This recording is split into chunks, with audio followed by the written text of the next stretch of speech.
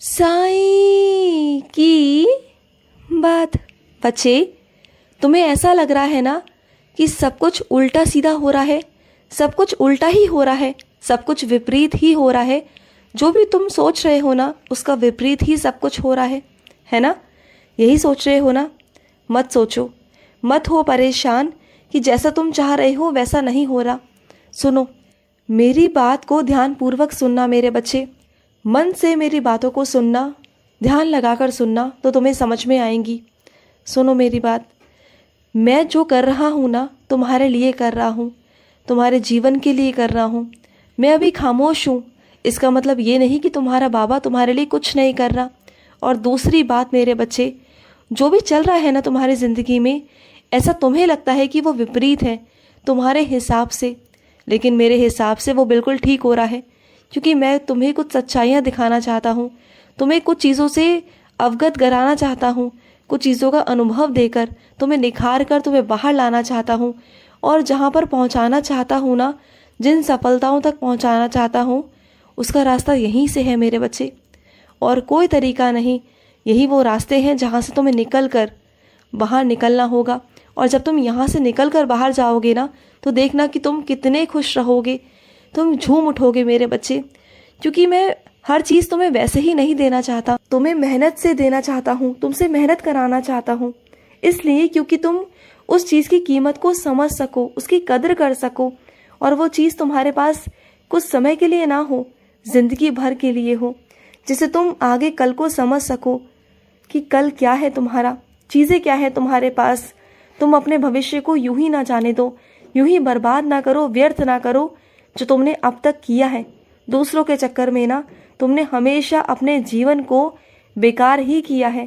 तुमने दूसरों के चक्कर में हमेशा अपने आप की ज़िंदगी खराब ही की है, जो अब तो मैं बिल्कुल नहीं चाहता। जो भी कुछ तुम्हारे हाथों से हो गया ना सो हो गया, लेकिन अब नहीं।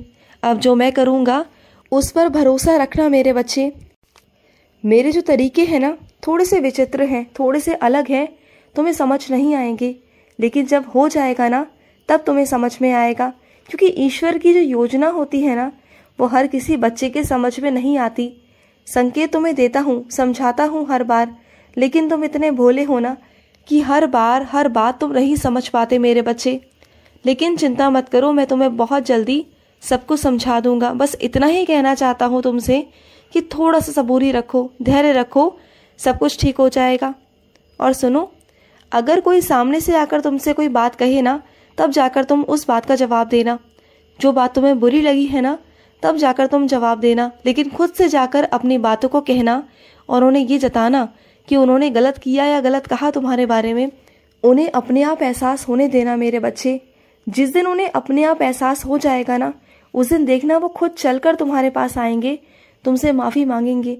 और अगर तुम आज खुद चलकर उनके पास गए ना और तुमने गुस्से में जाकर उनसे कुछ भी उल्टा सीधा कहा ना तो उन्हें पछतावा तो नहीं होगा, एहसास नहीं होगा, बल्कि वो तो और ज़्यादा चीज़ें करेंगे, और ज़्यादा उनके मन में नफ़रत पैदा होगी।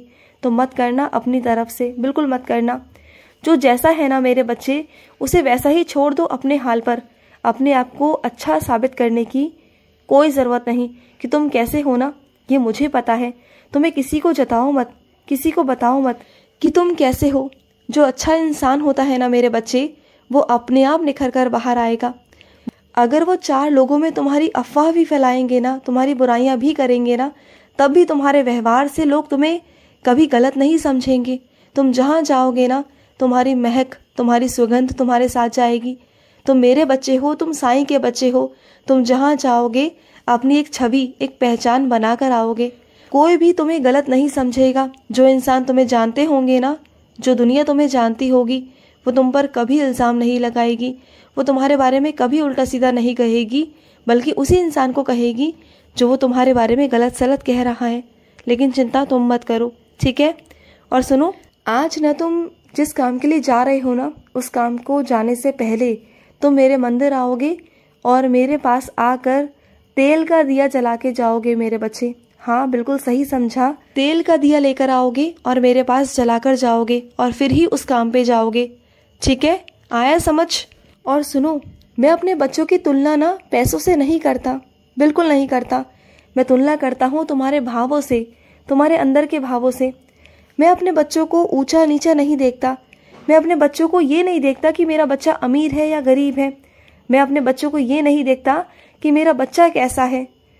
मैं हमेशा अपने बच्चों के भावों को देखता हूँ कि मेरा बच्चा कैसा है, वो क्या कर रहा है, उसका मन कितना साफ है। तब मैं अपने बच्चे को चुनता हूँ। मुझे नहीं फर्क पड़ता कि तुम्हारी जात क्या है, तुम किस जाति के हो, तुम क्या हो, मैं नहीं फर्क करता मेरे बच्चे, मैं बिल्कुल भी फर्क नहीं करता। तुम मेरे मंदिर आओ और मेरे मंदिर आकर बैठो तो सही और देखो कि कैसे कोई तुम्हारे साथ भेदभाव करता है। कोई नहीं कर सकता भेदभाव तुम्हारे साथ। मैं हूँ ना, तुम्हारे साथ कभी कोई भेदभाव नहीं कर सकता मेरे बच्चे। मैं अपने बच्चों को चुनता हूँ ना तो उनके भावों के अनुसार चुनता हूँ, बल्कि और तुम्हारे नज़दीक आता हूँ। तुम्हारे तो इतने नज़दीक आ चुका हूँ ना मेरे बच्चे कि तुम सोच भी नहीं सकते। तुम्हारी भक्ति ने मुझे इतना खींच लिया है ना अपनी तरफ कि मैं कहीं जाना भी चाहूँ ना तो मैं जा नहीं सकता। तुम इतने प्यार से मुझे बुलाते हो, इतने प्यार से मुझे भोजन कराते हो ना, तो मैं तो कहीं जा ही नहीं सकता मेरे बच्चे। और सुनो, जिस चीज़ की तुम्हें चाह है ना उस चीज़ को पकड़ लेना मेरे बच्चे, उसे छोड़ना बिल्कुल भी नहीं। डटे रहना मेरे बच्चे, तुम्हारी सफलता निश्चित ही होगी और मैं तुम्हारा साथ दे रहा हूँ मेरे बच्चे। ऐसा मत सोचना कि तुम्हारे बाबा तुम्हारे साथ नहीं, मैं तुम्हारे पीछे पीछे चल रहा हूँ। तुम्हारे सारे काम हो रहे हैं मेरे बच्चे, तुम बिल्कुल चिंता मत करना। तुम्हारे सारे काम हो जाएंगे, सारे काम बनेंगे।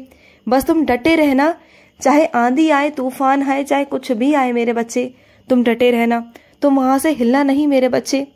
और सुनो, तुम्हारे साईं समर्थ तुम्हारे साथ हैं, हर कदम पर तुम्हारे साथ है मेरे बच्चे, हर कदम हूँ मैं तुम्हारे साथ। मेहनत करते चलो, परीक्षाएं आएंगी, देते चलो, लेकिन वो दिन भी दूर नहीं जब तुम सफलता को पास ना ले आओ, जब सफलता तुम्हारे हाथों में ना हो, जब तुम उस कुर्सी पर ना बैठे हो।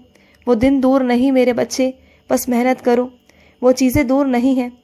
और सपने देखते हो, चाहे वो सपने कितने भी कठिन क्यों ना हो, चाहे वो सपने पूरा करना कितना भी मुश्किल क्यों ना हो, लेकिन मैं जानता हूँ कि तुम कर लोगे। जानते हो क्यों?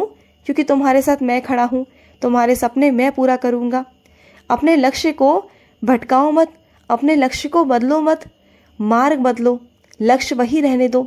लक्ष्य बदलोगे तो जिंदगी में कभी आगे नहीं बढ़ पाओगे। लक्ष्य को वही रहने दो मेरे बच्चे, जो भी तुम्हारा लक्ष्य है ना उसे वही रहने दो, लेकिन जो मार्ग है ना उसे बदलने की कोशिश करो।